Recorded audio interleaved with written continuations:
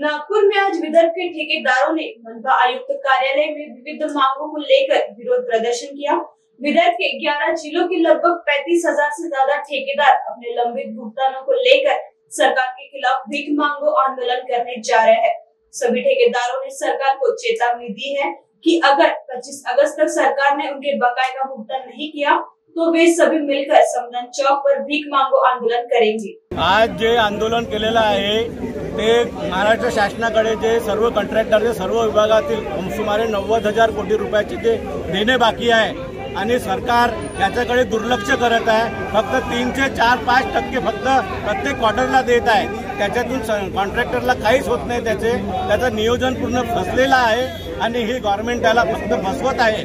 त्याच्यामुळे हे आजचा हे जो निवेदन आहे शेवटचे होतं। त्याच्यानंतर 25 तारखेला संविधान चौकात आम्ही सर्व कॉन्ट्रॅक्टर पूर्ण विदर्भाचे 11 जिल्ह्याचे सर्व 3-4 कॉन्ट्रॅक्टर मिळून भीक मागो आंदोलन करणार आहे। आता सरकारची हीच पाळलेली आहे की आम्हाला भीक मागून सरकारला पैसे द्यावे लागतील। कशा पद्धतीच्या कामाचे पैसे आहेत हे आणि किती वर्षापासून पेंडिंग पैसे आहेत काय सांगाल?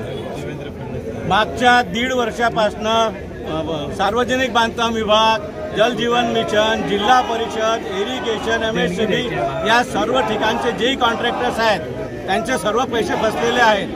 रोडचे कामं असतील, ब्रिजेसचे कामं असतील, बिल्डिंगचे कामं असतील, याचे पाणी पुरवठ्याचे असतील, सर्व नियोजन फसलेलं आहे। सरकारचा नवनवीन टेंडर काढत आहे परंतु कॉन्ट्रॅक्टरला जुन्या कामाचे पेमेंट मिळत नाहीये।